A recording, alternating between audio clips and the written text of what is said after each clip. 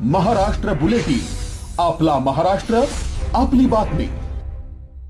निफाडच्या मातीत मानाची आणि प्रतिष्ठेची युवा हिंद केसरी बैलगाडा शर्यत रंगणार आहे। नुसती शर्यत नाही तर हा अस्सल मराठी मातीचा स्वाभिमान आहे। पिंपळगाव बसवंतमध्ये युवा हिंद केसरी पर्व 2चा बिगुल वाजला असून अंगारकी संकष्टीच्या मुहूर्तावर शर्यतीचं मैदान पूजन मोठ्या थाटात झालंय।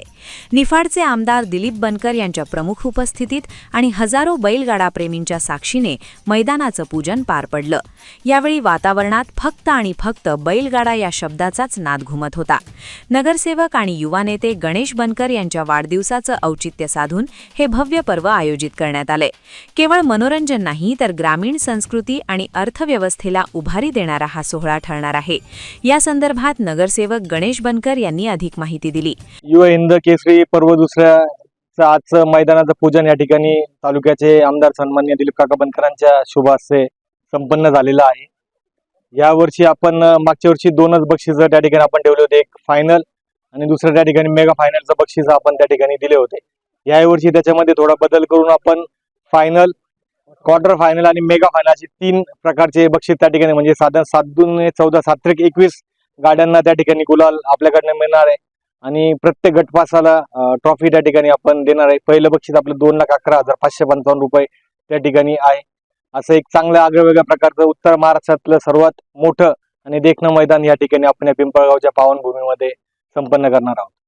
यावर्षी आता मी एक साधारणतः 8-10 दिवसापूर्वी पाटण तालुका असेल, कर्जत असेल, ह्या पश्चिम महाराष्ट्रामध्ये जाऊन काही माझ्या गाडा मालकांची त्या ठिकाणी भेट घेतली, काही संघटनेच्या पदाधिकाऱ्यांची त्यांची भेट झाली।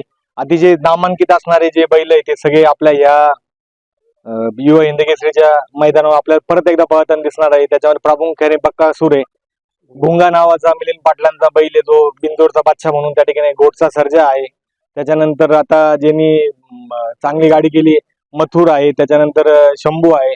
आपल्या नारायणडिंबीची गाडी कालच त्यांनी त्या ठिकाणी 2 नंबरचा मानकरी त्या ठिकाणी झाले, शंभू म्हणून तोही बैल। अशा नामांकित बैल जे जे चांगले बैल असतील ते सगळे आपल्या या पिंपळगावच्या धर्तीवर आपल्याला सगळ्यांना पळताना त्या ठिकाणी दिसणार आहे। पिंपळगाव बसवंत येथील विस्तीर्ण अशा हजारो एकर मैदानावर ही स्पर्धा होणार आहे। वेडाची मर्यादा ओलांडणारे बैल आणि त्यांना सांभाळणारे कसलेले गाडा मालक यांच्यातील थरार 22 मे रोजी उभ्या महाराष्ट्राला पाहायला मिळणार आहे। महाराष्ट्र बुलेटिनसाठी संजय जाधव, चांदवड। महाराष्ट्र बुलेटिन, आपला महाराष्ट्र, आपली बातमी।